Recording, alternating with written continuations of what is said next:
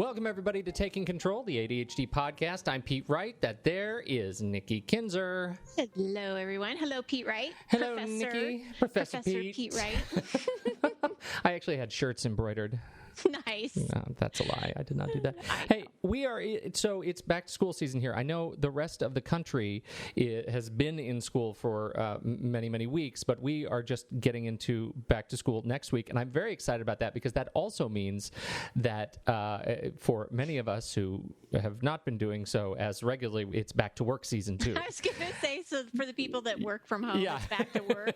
Right. Exactly. Yeah. And so we're starting a September series that you have divined for us here, the ADHD in the workplace. Yeah, and actually, as I was thinking about it, it sort of actually goes well with the theme last month with college students because, after they graduate, they're looking for jobs, right? So that is the truth. It's actually a really good lean into what we're going to be talking about this month. I love it. And you actually have a great background to be talking about this. I mean, your background is HR. It is. And so it was actually really fun for me to put these episodes together and start thinking about, outlines and what I wanted to talk about and tips and strategies and stuff. Because, yeah, I do. I have a background in HR and did it for many years. And so it's sort of fun to go back to my old roots. I love it. I love it. Yeah. So we've got this sort of overarching series that we're going to be talking about. We'll talk about things like interviewing and organizing your workplace and how to be really productive during the day, and then we got a good digital episode in the works for later. But today we're talking about picking the right job. Right. Picking the right job, right career path. And it's important that we always, that anybody, whether you have ADHD or not, it doesn't matter. You want to be in a job that you love and you feel passionate about, right? Because that just makes the days go by a lot better and faster than if you're in a job that you absolutely hate. I don't know anything about that. Yeah, no, me either. So, I think that it's important for anyone, but it can really be important for the ADHD mind, just for the simple fact that they want to be, or they have to be challenged. And if they're not challenged or they're not having fun or they don't really care about what it is they're doing, then they're going to be bored easily.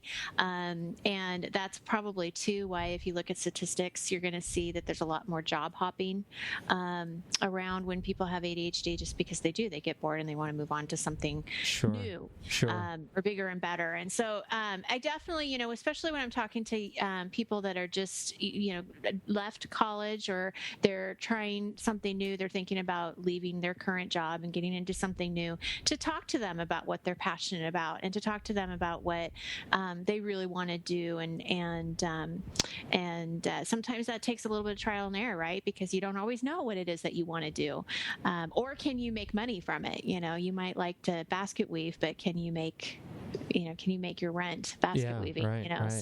There might be definitely some questions around what it is you want to do. So anyway, this idea kind of started because I read an article from Dr. Edward Hollowell. And it was in Attitude Magazine. We'll make sure to put the link into the show notes so people can actually read the article itself. And it was titled Careers for ADHD Adults, Which One is for You? And he is the author of many popular ADHD books, including The Driven to Distraction, which is probably one of his most famous, and Delivered from Distraction. And in this article, he actually references this new book that I guess he has called Shine. And I haven't checked it out yet, so it's something that is on my to-do list to check out. But it's called Shine, using brain science to get the best from your people. And in the article, he's going to ask you 10 questions to sort of ask yourself and figuring out sort of what the right job would be for you. And I'm not going to go over all 10 questions in the podcast. You can definitely read that article on your own. But there were a couple that kind of stood out for me as far as questions that I ask my own clients. And I thought, well, this would be a good thing for people to at least be thinking about if they're, thinking about that career switch. I look forward to this. And did it at any point make you think, gosh, was I screwed up as a young person?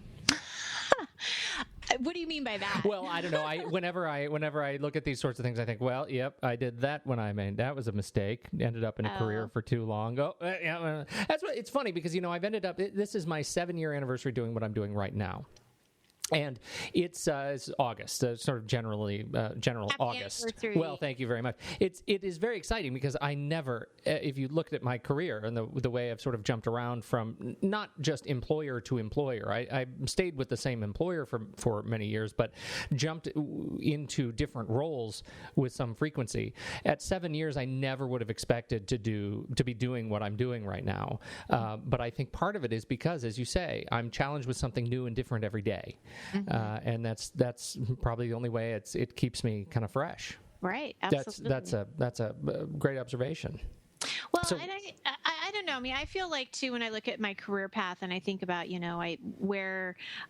what my degree is in and what I did right after college, and then what I did in those few years before I started my own company, because it's my anniversary in August as well. Oh, happy anniversary!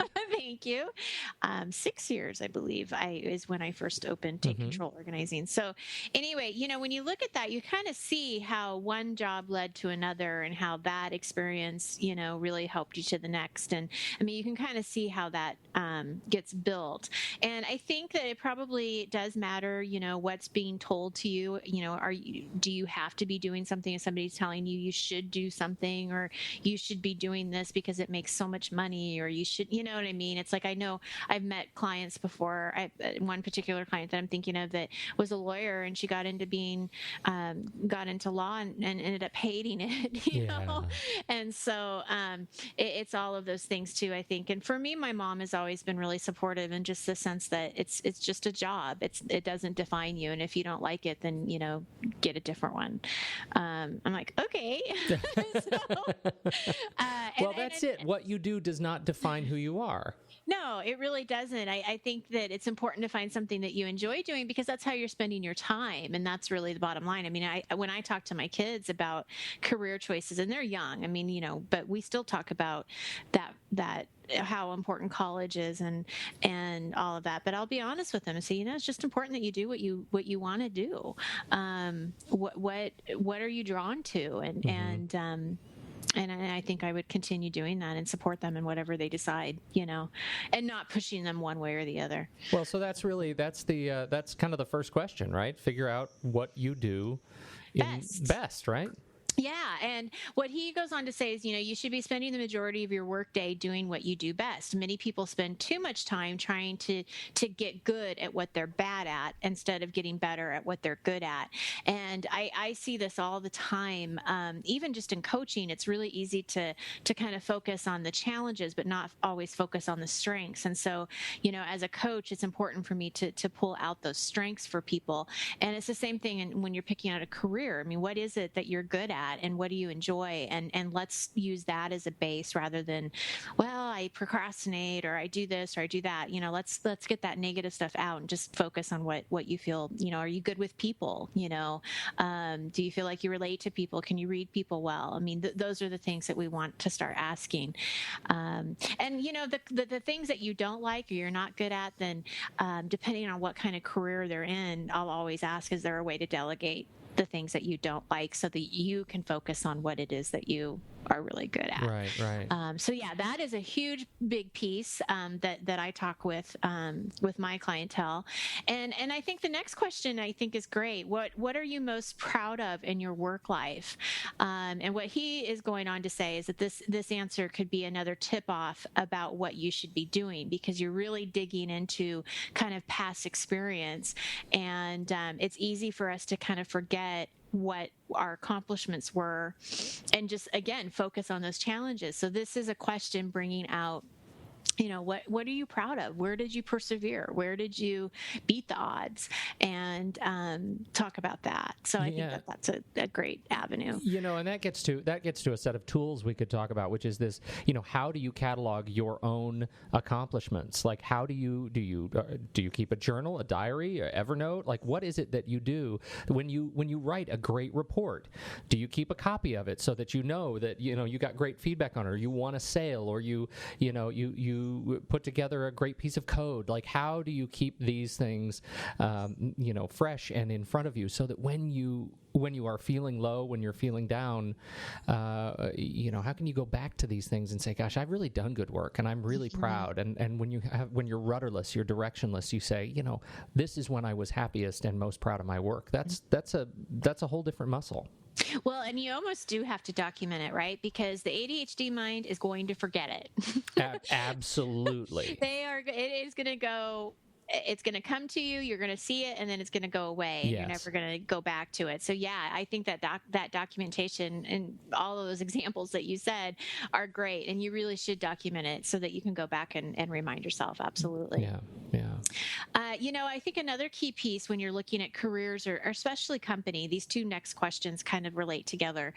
What sort of people do you work best with, and who do you work worst with, and what kind of company culture brings out the best in you? And so, when you're looking for a new company to work for, I think that those are really important aspects. Who do you work with well? I mean, and you may need somebody that's opposite from you. If you're not very organized, you may really want to work with people who are organized so they can kind of see the details that you're not seeing, be that kind of second pair of eyes for you. But really kind of when you're interviewing with the company, you're interviewing them too. And don't be afraid to ask questions about bosses' work styles or habits or what, ask them to explain the company culture, because they are all different. Do you want to work in a real casual environment, or do you want something that's a little bit more business professional? What are you more comfortable in? But really kind of getting to know yourself. And then when you go out and interview, really ask those questions. This is funny. It gets back to this issue of where we get our value, where we get our value in the work that we do, right? Mm-hmm. That we, money only goes so far.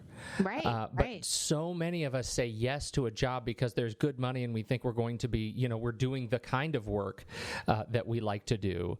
And yet we don't realize that where we do it and with whom really matters more than any of that stuff. It really does. And one of the statistics I remember when I was in human resources is that when people leave, it typically isn't about the pay. It typically is the relationship that they have directly with their boss. Yeah. And that is really key. So all the bosses out here, that are listening, think about that.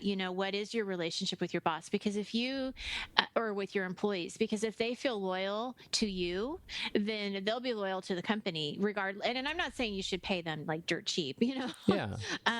But that is something that, it usually isn't the pay that takes people away. It's definitely the relationships and the environment, and all of that stuff is really important. Well, and I love the way you put that too. It's this idea that you can take ownership of the environment and the culture, and in the interview process say, look, I'm glad you're going to pay me for the work, but the the really I could do a lot of things with my time, and I value it. And so in addition to a fair wage, I also, I want to make sure this is a Gene's kind of place. I want to make sure it's the kind of place that, I have this experience in a past life with people who came in and expect and really wanted a casual workplace, but we weren't, and for this individual, that all boiled down to the fact that it was only last names and initials in email addresses.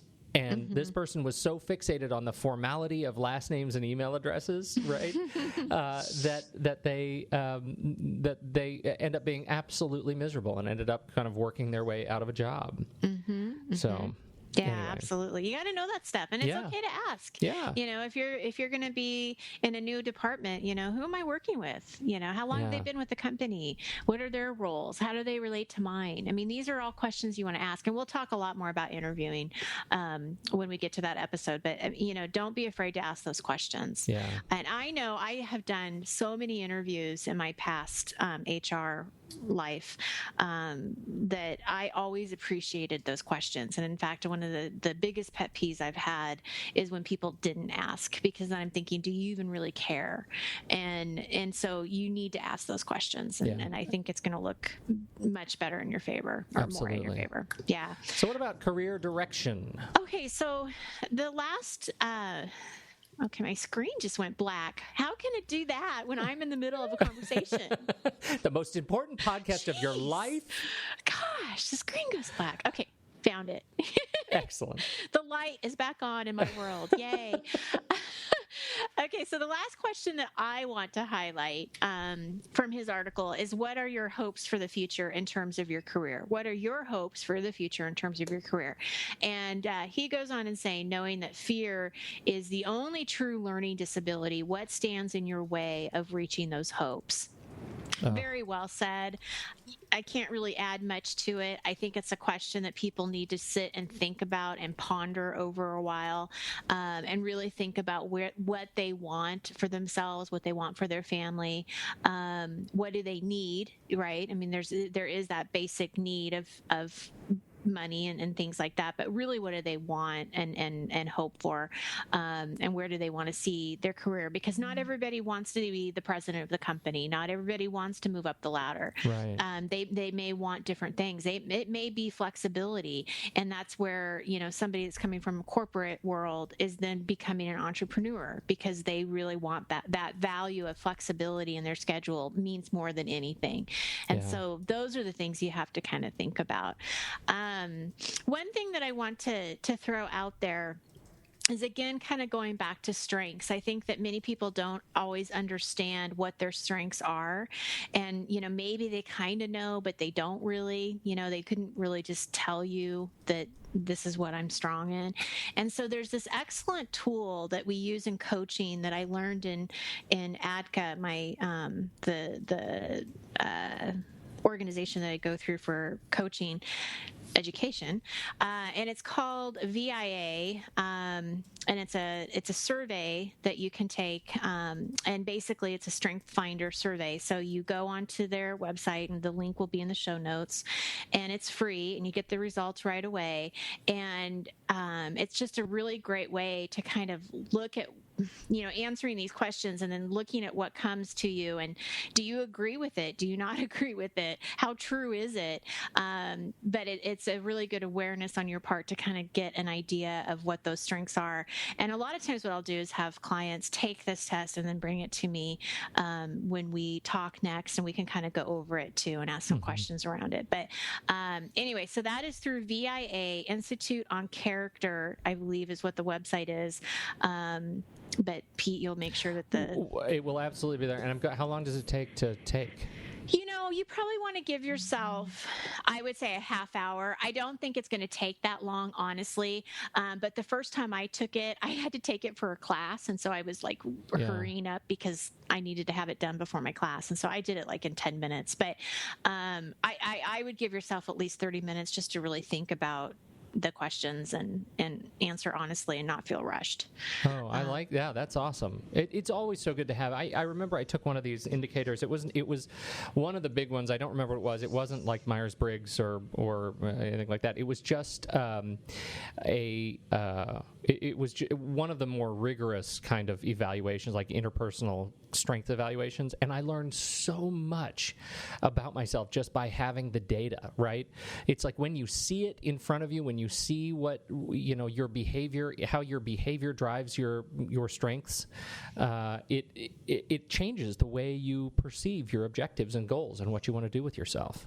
Absolutely. It's huge. Well, and what a great what this would be such wonderful information to take with you to an interview, right? Like you have this in your pocket. Like you can look at these strengths and relate them to whatever's on your resume. And so when the question is asked, you'll be able to expand where maybe you wouldn't have been able to expand before because you weren't aware. And now you are. Yeah, absolutely. So really absolutely. great. way to kind of prep yourself and yeah, going forward. Well, that's wonderful. So we'll definitely have those in the show notes. Anything else for the people as we? No, I think that's it. And just like I said, next week we'll definitely talk about some more interview strategies and get a little bit more into the interview stuff. But great article from Dr. Hollowell. Definitely encourage you to read the whole thing because there were lots of questions. I went over 1, 2, 3, 4, 5. There's 5 other questions there for you to answer. So excellent. We will definitely put those in the show notes. And for those who are interested in learning more about themselves and how their behaviors affect their time, you should reach out to Nikki because she is a coach in this stuff and is very, very good at it. She's helped a lot of people, and you can learn a lot more about her coaching and her work and how she does it on the website. Just click on the coaching tab at takecontrolorganizing.com and you can read about how she helps people figure out what they want to do with themselves and how to improve their behavior to get more done. Hey, thank you everybody for jumping in, listening to the show, and we certainly appreciate it. You know what we would really appreciate, and we haven't asked for this in a long time, but if you could leave a kind comment or two on our iTunes page. iTunes, it's still the number one place where people find this show, and the more comments and ratings, positive ratings that show up for the show, the higher our show shows up in search results. It's just the way of the world. So it really helps us out if you could share what you think about what we're doing, and hopefully that we're helping you, or you recommend us to a friend. We appreciate it. Thanks everybody for listening, and until next week, I'm Pete Wright. That's Nikki Kinzer, and we'll catch you on Taking Control, the ADHD podcast.